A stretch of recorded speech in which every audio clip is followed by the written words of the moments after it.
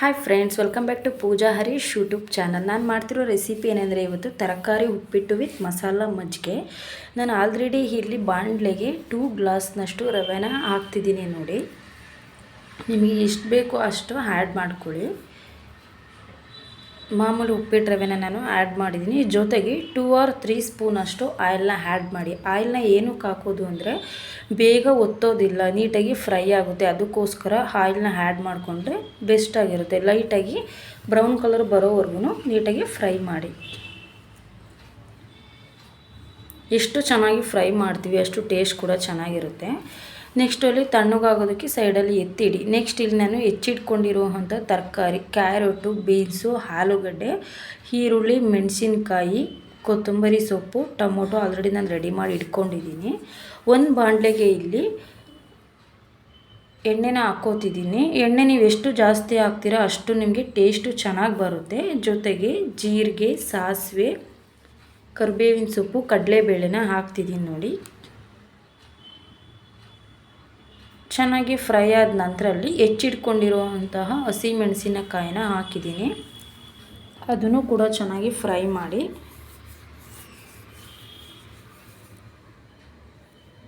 Fry ಮಾಡಿದ ನಂತರ ಇಲ್ಲಿ ಕಟ್ ಮಾಡಿ ಇಟ್ಕೊಂಡಿರುವಂತಹ ಈರುಳ್ಳಿನ ನಾನು ಆ್ಯಡ್ ಮಾಡ್ತಿದ್ದೀನಿ.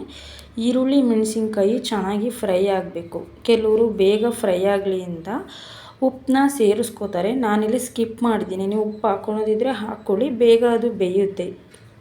ನಾನಿಲ್ಲಿ ಉಪ್ಪು ಹಾಕಿಲ್ಲ. ಜೊತೆಗೆ ಕಟ್ ಮಾಡ್ಕೊಂಡಿರುವಂಥ ಒಂದು ಹುಳಿ ಟೊಮೊಟೊನ ಹಾಕ್ತಿದ್ದೀನಿ.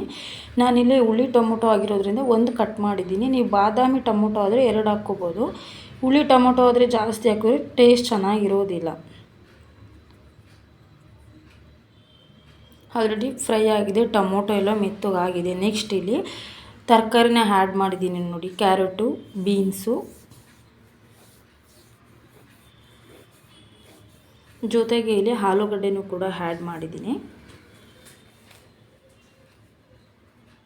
ಚೆನ್ನಾಗಿ ಫ್ರೈ ಮಾಡಿ. ಅದು ಹಸಿ ಸ್ಮೆಲ್ಲು ಹೋದಷ್ಟು ಚೆನ್ನಾಗಿರುತ್ತೆ.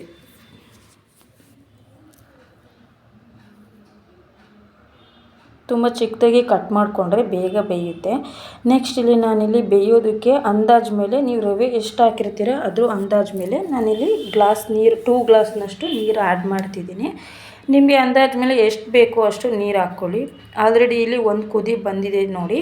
ನಾನಿಲ್ಲಿ ಕಟ್ ಮಾಡಿರುವಂತಹ ಕೊತ್ತಂಬರಿ ಸೊಪ್ಪನ್ನ ಹಾಕಿದ್ದೀನಿ. ಕೊತ್ತಂಬರಿ ಸೊಪ್ಪು ಚೆನ್ನಾಗಿರುತ್ತೆ, ಜಾಸ್ತಿ ಹಾಕಿದ್ರೆ ಟೇಸ್ಟು ಚೆನ್ನಾಗಿರುತ್ತೆ.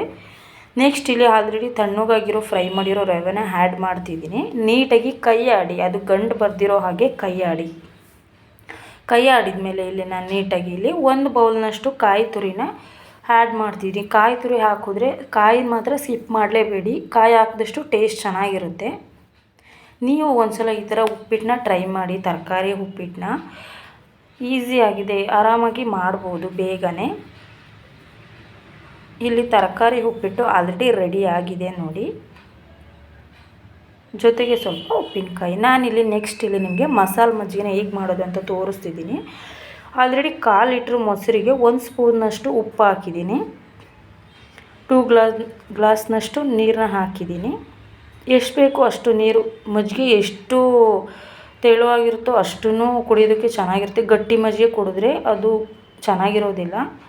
ನೀರು ಮಜ್ಜಿಗೆ ಇದ್ದಷ್ಟು ಚೆಂದ. ನಾನಿಲ್ಲಿ ಮಂತಲ್ಲಿ ಆಡಿಸ್ತಿದ್ದೀನಿ ನೋಡಿ. ನೀಟಾಗಿ ಇದು ಮೊಸರು ಬರ್ದಿರೋ ಹಾಗೆ ನೀಟಾಗಿ ಮಂತಲ್ಲಿ ಆಡಿಸ್ಕೊಳ್ಳಿ ಮೊಸರನ್ನ.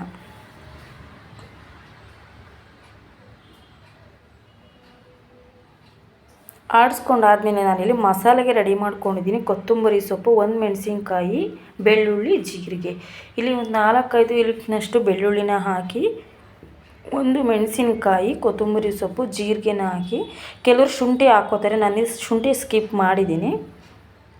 ಚೆನ್ನಾಗಿ ಅದನ್ನು ಸಣ್ಣಗೆ ಗ್ರೈಂಡ್ ಆಗೋ ಥರ ನೀಟಾಗಿ ಜಜ್ಜಿ ಅದನ್ನು.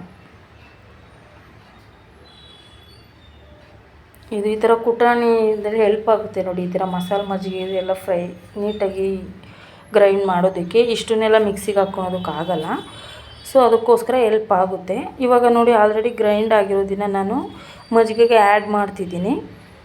ಆಲ್ರೆಡಿ ಉಪ್ಪನ್ನ ಹಾಕಿದ್ದೀನಿ ನಾನು. ನಿಮಗೆ ಟೇಸ್ಟ್ ನೋಡಿಕೊಂಡು ಒಂದ್ಸಲ ಟೇಸ್ಟ್ ನೋಡಿ ಉಪ್ಪನ್ನ ಆ್ಯಡ್ ಮಾಡಿಕೊಡಿ.